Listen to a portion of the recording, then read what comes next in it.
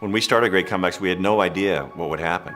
We virtually rolled this boulder, which was a program, down a hill, and all of a sudden we started to find these amazing stories. And here we sit 30 years later, humbled, overwhelmed by the spirit that we see discovered by the patients themselves as they take on this really difficult illness, this very tough surgery, and return to what they love to do.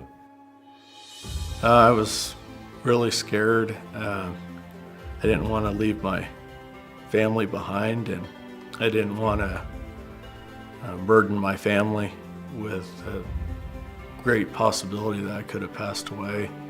We found out through your medical records what's going on, and I had my whole life in front of me, and I just felt like, I don't want to cry, but it just got taken away from me. This is when I'm supposed to be starting my life. I'm finally getting out of high school. I'm gonna go live on my own, start being an adult, go to college, have all these experiences, and I was like, I'm not even gonna be able to do that. Started having some health problems, not feeling right, weakness, and I just kept getting sicker and sicker. They hospitalized me, and then he looked at the situation and basically said, look, we have to operate on you right now or you're gonna die.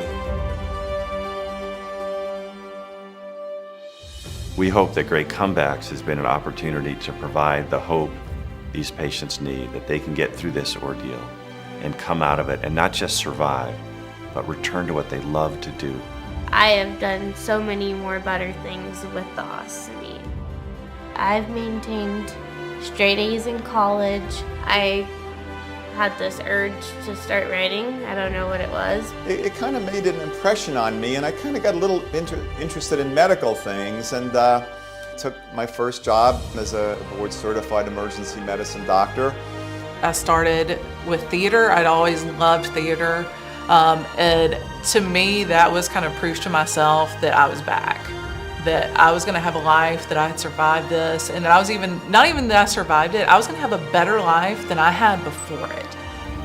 I told myself going into it, if I was able to do 50% of the stuff that I did before, I could live with that. And as time went by, I exceeded that 50% and then 100%, and I do stuff now that I didn't do before.